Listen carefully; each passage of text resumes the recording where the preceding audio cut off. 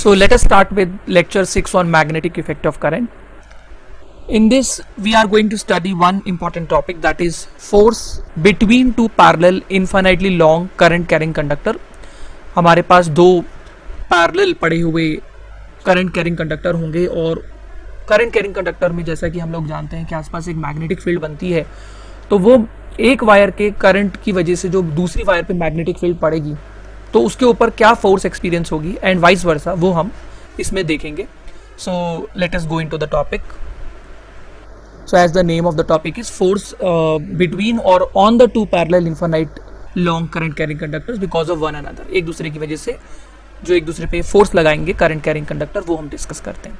तो हमारे पास you can see on the screen कि PQ और RS दो करंट कैरिंग पैरेलल कंडक्टर्स हैं. पहले कंडक्टर में से I1 करंट जा रहा है और दूसरे कंडक्टर में से I2 करंट जा रहा है और इनके बीच का जो सेपरेशन है वो कितना है, R है. अगर आप मैक्सवेल का राइट हैंड रूल लगाएंगे, राइट हैंड पाम रूल कह सकते हैं हम इसको, राइट हैंड थंब रूल, तो Maxwell right hand thumb rule या पाम रूल लगाएंगे और करंट की डायरेक्शन में अपने थंब को लगाएंगे, तो आप देखेंगे आपकी राइट साइड में या इधर जो RS वायर लाई करती है उस तरफ आपकी फिंगर टिप्स अंदर की तरफ जा रही हैं. इसका मतलब ये हुआ कि RS वायर के ऊपर PQ वायर के करंट I1 की वजह से जो मैग्नेटिक फील्ड पड़ेगी, जिसको मैं B1 डिनोट कर रहा हूं, वो इनवर्ट्स होगी. तो क्रॉस का मतलब हो गया कि वो इनवर्ट्स है. तो B1 is the magnetic field due to the current I1 on the RS wire. ठीक है. ऐसे अगर हम लोग थोड़ा सा आगे बढ़े, देखो हमने पहले राइट हैंड रूल की मदद से ये तो पता लगा लिया कि RS के ऊपर मैग्नेटिक फील्ड इनवर्ट्स है, तो मैग्नेटिक फील्ड अंदर जा रही है, लेकिन करंट I2 क्या है, ऊपर की तरफ जा रहा है. तो करंट अगर I2 ऊपर की तरफ जा रहा है और मैग्नेटिक फील्ड आपकी अंदर की तरफ जा रही है, तो अगर आप इसके ऊपर फ्लेमिंग का लेफ्ट हैंड रूल यूज करेंगे, ये देखिए फ्लेमिंग का left hand rule, Fleming left hand rule के अकॉर्डिंग देखो ये जो सेंटर फिंगर है, ये मैंने करंट की डायरेक्शन, करंट कहां जा रहा है, ऊपर, तो मैंने अपनी सेंटर फिंगर करंट की डायरेक्शन लगा ली.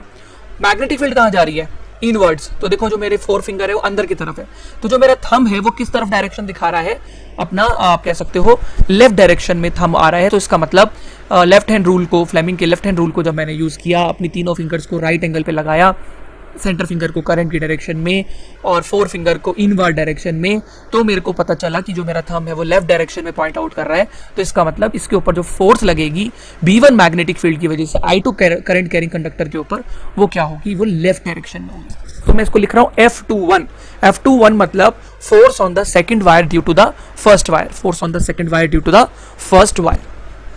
अब पहले तो हम एक काम करते हैं, ये फोर्स निकाल लेते हैं, और वो फोर्स निकालने के लिए हमें मैग्नेटिक फील्ड B1 की वैल्यू पता होनी चाहिए. तो I1 करंट की वजह से जो मैग्नेटिक फील्ड पड़ रही है B1 R दूरी पर, R डिस्टेंस पे, ठीक है, आप कह सकते हो magnetic field on wire RS due to current in PQ is given by B1 is equal to mu naught upon 2 pi I1 upon R. यहाँ मैंने ब्रैकेट में लिख दिया इन मैग्नीट्यूड, क्योंकि अगर मैं वेक्टर लगाऊंगा तो मेरे को साथ में ब्रैकेट में माइनस K कैप लगाना पड़ेगा, क्योंकि ये नेगेटिव Z एक्सिस के लॉन्ग है. तो B1 is equal to mu naught upon 2 pi, ये हमें पता है ना, इन्फिनिटली लॉन्ग वायर है, बहुत लंबी वायर है. इसमें अगर ये इन्फिनिटली लॉन्ग वायर है और इसमें से I1 करंट जा रहा है, तो R दूरी पर कितनी मैग्नेटिक फील्ड पड़ेगी इसकी वजह से, तो उसका फॉर्मूला हमने डिस्कस किया हुआ है पहले भी, mu naught upon 2 pi I1 is the current that is flowing through the wire and R is the distance at which you want to find the magnetic field. Now force कितनी लगेगी, अब देखो मैंने ये तो बता दिया कि I1 की वजह से B1 मैग्नेटिक फील्ड कितनी होगी. अब इसके ऊपर बताइए F21 फोर्स कितनी होगी. RS वायर के ऊपर I2 करंट जा रहा है, RS वायर में से I2 करंट जा रहा है और B1 उसके अंदर की तरफ मैग्नेटिक फील्ड लग रही है, तो ये फोर्स कितनी होगी.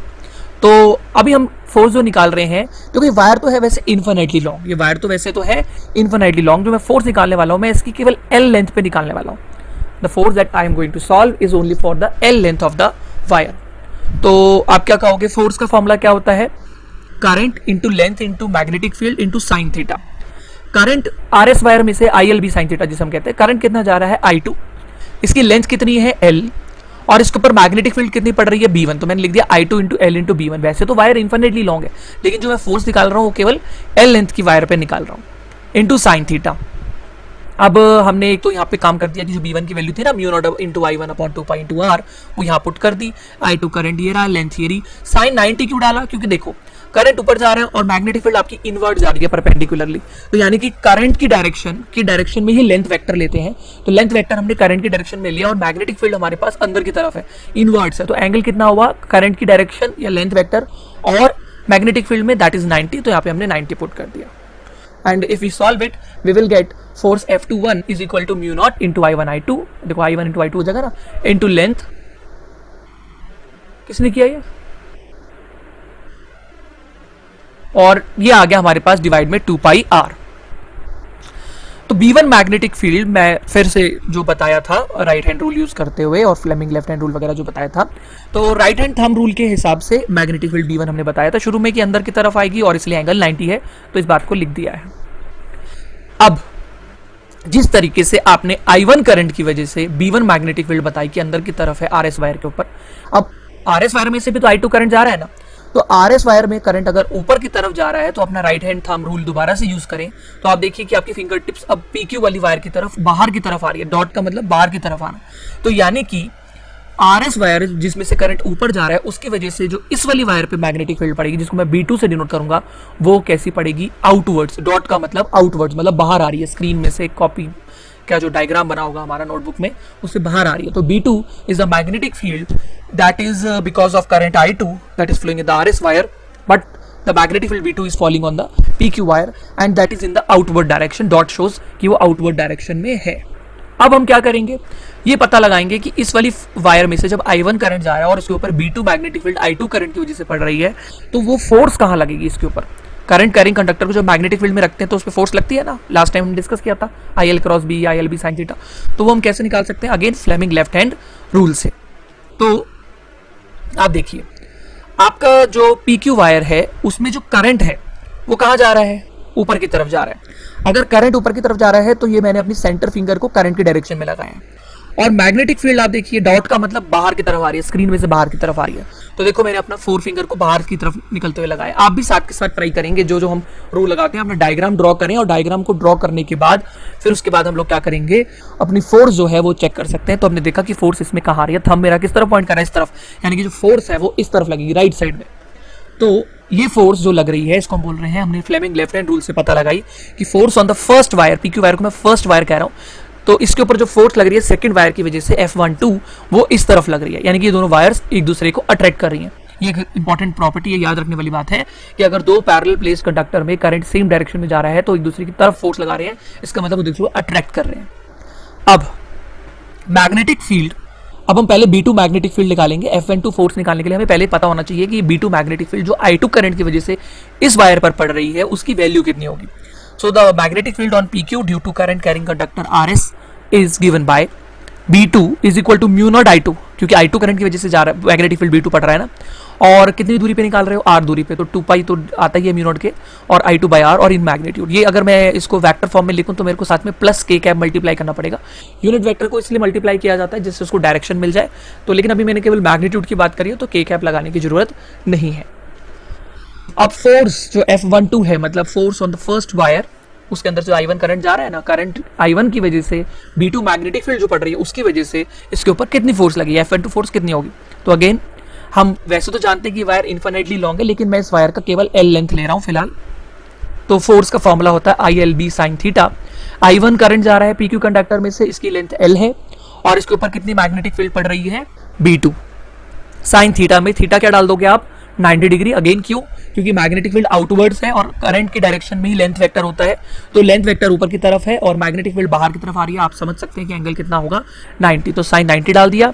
I1 करंट था इसमें से जाने वाला, और अब मैंने क्या किया, B2 की वैल्यू, जैसे मैंने पहले B1 की वैल्यू उठा के इसमें डाल दी थी ना, ऐसी अब मैं क्या कर रहा हूँ, जो ये B2 की वैल्यू आई है उसको उठा के मैंने यहाँ पे पुट कर दिया। तो B2 की वैल्यू मैंने रख दी mu not I2 upon 2 pi into R। एक I1 करंट तो पहले से जा ही रहा है कंडक्टर में से, लेंथ L हमने कंसिडर की हुई है इसकी, और साइन 90।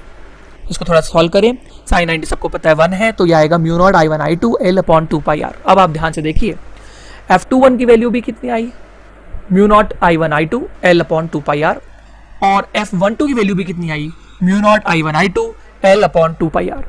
अब इससे क्या पता चल रहा है, इससे ये पता चल रहा है कि ये वाली फोर्स के इक्वल है, both the forces are equal. तो both the forces are equal, but you can see from the diagram, जब हमने Fleming left hand rule use किया था तो हमने देखा कि ये इधर लग रही है, इधर लग रही है, तो they are opposite in direction but equal in magnitude. तो ये दोनों वायर्स एक दूसरे पे जो फोर्स लगा रही है वो इक्वल है और अपोजिट है। ये कौन से लॉ से फॉलो हो रहा है, यस, न्यूटन थर्ड लॉ से।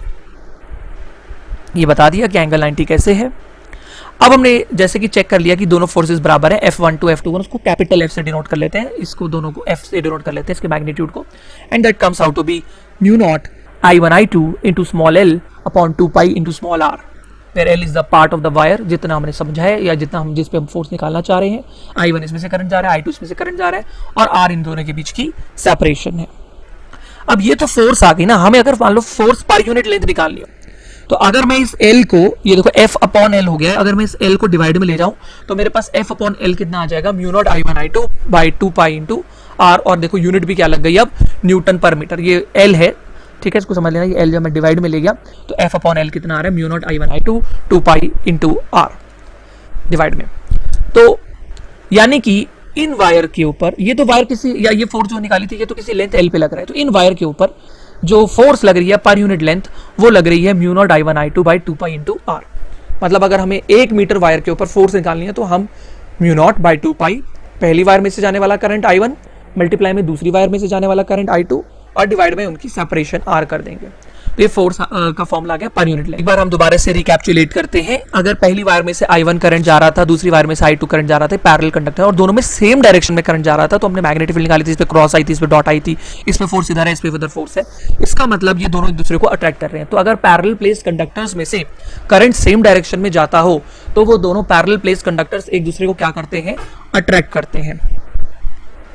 तो by Fleming left hand rule the conductor experience force towards each other and hence they attract each other. Now अगर हमारे पास ऐसा होता कि ये वाली वायर में करंट ऊपर जा रहा है लेकिन इस बार RS वायर में करंट नीचे जा रहा है, इसका मतलब ये दोनों वायर्स में करंट पैरेलल वायर्स तो हैं लेकिन इनमें जो करंट जा रहा है वो अपोजिट डायरेक्शन में जा रहा है। अगर करंट अपोजिट डायरेक्शन में जाएगा तो आप ट्राई कर सकते हैं कि इसकी वजह से, तो चलो क्रॉस समझ गए हो गया, पहले भी किया था। अब देखो आपको अपना अंगूठा नीचे की तरफ लगाना पड़ेगा, तो आपका थंब अपना राइट हैंड रूल लगाए, थंब रूल लगाए, right hand thumb rule Maxwell का, तो अंगूठे को नीचे की तरफ लगाएंगे और अपनी फिंगर्स को आप कर्ल करें तो आप देखेंगे कि I2 करंट की वजह से जो मैग्नेटिक फील्ड है वो क्रॉस में आ रही है, अंदर की तरफ आ रही है। अब अगर अपना Fleming left hand rule use करेंगे जिसमें आप सेंटर फिंगर को करंट की डायरेक्शन लगाते हैं और फोर फिंगर को मैग्नेटिक फील्ड अंदर की तरफ है, तो आप देखेंगे आपका थंब इस तरफ पॉइंट करेगा। और अब आप यहाँ पे भी Fleming left hand rule use करें, करंट ऊपर की तरफ है, सेंटर फिंगर को करंट की डायरेक्शन में मैं अभी आपके साथ साथ लगा रहा हूँ और मैग्नेटिक फील्ड आपकी कहाँ है, अंदर की तरफ है। तो आप लोग देखेंगे अपना फ्लेमिंग लेफ्ट हैंड यूज करने पे कि आपका जो थंब है वो लेफ्ट की डायरेक्शन में आ रहा है, तो यहाँ पे फोर्स इस तरफ आ रही है और यहाँ पे फोर्स इस तरफ आ रही है। यानी कि अगर पैरेलल प्लेस्ड कंडक्टर्स में करंट अपोजिट डायरेक्शन में जाएगा तो जो फोर्स लगेगी वो एक दूसरे से अवे लगेगी और इसकी वजह से हम लोग कह सकते हैं कि एक दूसरे को क्या कर रहे हैं, repel. So by Fleming left hand rule the conductors experience force away from each other and hence they repel each other. Same direction attract, opposite direction current they repel. Always remember. Now, the concept that we derived in the previous slide कि force per unit length कितनी होती है, mu naught into I1 I2 by 2 pi into R, Newton per metre. Newton per metre क्योंकि force नहीं है, ये force per unit length है, 1 metre wire पे लगने वाली फोर्स है ये। अब इससे हम लोग 1 एम्पियर की डेफिनेशन, 1 एम्पियर आपको पता है is a fundamental physical quantity, और हम उसकी यूनिट बेसिकली डिराइव करने वाले हैं, या उसकी कितना होता है 1 एम्पियर करंट। हालांकि अभी जो हम डेफिनेशन पढ़ रहे हैं वो पुरानी पढ़ रहे हैं, पहले जो अब जो डेफिनेशन आई है 2019 में वो उसको थोड़ा रीडिफाइन किया है, उसको और फंडामेंटल क्वांटिटी से डिराइव किया गया है, लेकिन वो हम थोड़ा सा मॉडर्न फिजिक्स में जाके समझ पाएंगे। It is a very advance definition of current 1 ampere but it is derive from very very fundamental things. Now अभी फिलहाल हम यहीं से डिराइव करेंगे। देखो हमें 1 एम्पियर की डेफिनेशन निकालनी है, तो हम लोग क्या करेंगे, I1 I2 को अपनी तरफ से एक बार 1 एम्पियर रख के तो देखेंगे कि क्या होता है। I1 I2 को 1 एम्पियर रखो और जो दो कंडक्टर्स है ना, पैरेलल प्लेस्ड कंडक्टर्स, उनके बीच की जो सेपरेशन है R, उसको 1 मीटर मान लो। उसके बाद आप चेक करो कि फोर्स पर यूनिट लेंथ, ये फोर्स नहीं है, फोर्स पर यूनिट लेंथ है, इसको स्मॉल f से डिनोट कर लेना, कितना आएगा। तो देखो ये भी 1 हो गया, ये भी 1 हो गया, 1 1 1 डिवाइड बाई 1, तो म्यू नॉट बाई 2 पाई बच जाएगा। अब म्यू नॉट की वैल्यू कितनी होती है, 4 पाई इंटू 10 की पावर -7 डिवाइड बाई 2 पाई करो, तो 2 पाई से 4 पाई कटेगा, 2 बच जाएगा बस। तो 2 इंटू 10 की पावर -7 न्यूटन पर मीटर आ रहा। तो यानी कि 1 एम्पियर उतना करंट है, 1 एम्पियर हम उतना करंट मान सकते हैं जो दो पैरेलल पड़े हुए कंडक्टर्स में से जब फ्लो करेगा, जिनके बीच की दूरी हमने 1 मीटर मेंटेन कर रखी है, तो वो उनके ऊपर कितनी फोर्स लगवाने के लिए रिस्पॉन्सिबल होगा, 2 इंटू 10 की power -7 newton per metre length of the conductor. So 1 ampere is that much amount of current which if passed in each of the two parallel conductors of infinite length and placed 1 meter apart in vacuum, causes each conductor experience a force of 2 into 10 to the power minus 7 Newton per meter of the length of the conductor. तो मैं फिर बता दूं कि 1 ampere उतना current है जब वो दो पैरेलल पड़ी हुई और 1 मीटर की दूरी पे रखी हुई लॉन्ग या इन्फिनाइट कंडक्टर्स में से पास करेगा, तो वो दोनों एक दूसरे के ऊपर इतनी फोर्स लगाएंगी 2 into 10 की power minus 7 newton per metre, मतलब 1 मीटर वायर इतनी फोर्स एक्सपीरियंस करेगी इस 1 एम्पियर करंट की वजह से। अब एक बार हम पैरेलल प्लेस कंडक्टर्स की वजह से मैग्नेटिक फील्ड कैसी दिखती है वो बता देते हैं आपको। अगेन यहाँ पे अपना पाम रूल या फिर अपना हथेली को, या आप कह सकते हो Maxwell right hand thumb rule use करना है। आपने अंगूठा ऊपर की तरफ लगाया करंट को डायरेक्शन में, और फिर आपने अपनी उंगलियों को कर्ल किया, तो आप देख सकते हो मैग्नेटिक फील्ड जो होगी आपकी वो एंटी क्लॉकवाइज होगी, यहाँ पे भी एंटी क्लॉकवाइज होगी। तो यहाँ देखो एंटी क्लॉकवाइज, यहाँ पे भी एंटी, बीच में क्या होगा कि यहाँ देखो मैग्नेटिक अंदर जाना चाह रही है, यहाँ बाहर आना चाह रही है, तो कहीं ना कहीं कैंसिल भी हो सकती है। अगर एक ऐसी सिचुएशन होगी, बिल्कुल बीचों बीच नहीं लेकिन कहीं हो सकती है। हाँ, अगर करंट दोनों बराबर है तो हम कहेंगे कि बिल्कुल मिड पॉइंट पे होगी। तो एक ऐसी जगह होगी जब मैग्नेटिक फील्ड होगी ही नहीं, उससे बोलते हैं न्यूट्रल पॉइंट। तो एन मतलब neutral point means the magnetic field because of this wire has been cancelled by this wire if we ignore the earth magnetic field. मतलब अर्थ की मैग्नेटिक फील्ड भी होती है, तो हम ये मान रहे हैं कि अर्थ की मैग्नेटिक फील्ड यहाँ है ही नहीं, तो इन दोनों की मैग्नेटिक फील्ड एक दूसरे की वजह से कैंसिल हो गई, और उस पॉइंट को हम क्या बोलेंगे, न्यूट्रल पॉइंट। ऐसे ही आप अगर यहाँ पे अपना Maxwell right hand thumb rule use करें, तो आप देखेंगे कि आपका करंट ऊपर जा रहा है, फिर अपने थंब को करंट की डायरेक्शन में लगाएंगे तो आपके जो फिंगर्स हैं वो एंटी क्लॉकवाइज आएंगी, और यहाँ करंट नीचे जा रहा है तो यहाँ पे क्लॉकवाइज आएंगे। तो यहाँ न्यूट्रल पॉइंट बीच में नहीं आ सकेगा, क्योंकि करंट ऊपर जा रहा है यहाँ पे, सॉरी मैग्नेटिक फील्ड ऊपर जा रही है, यहाँ पे भी ऊपर ही जा रही है, यहाँ तो उल्टा दोनों ऐड हो जाएंगे, दोनों का इफेक्ट, और there will be a net magnetic field over here.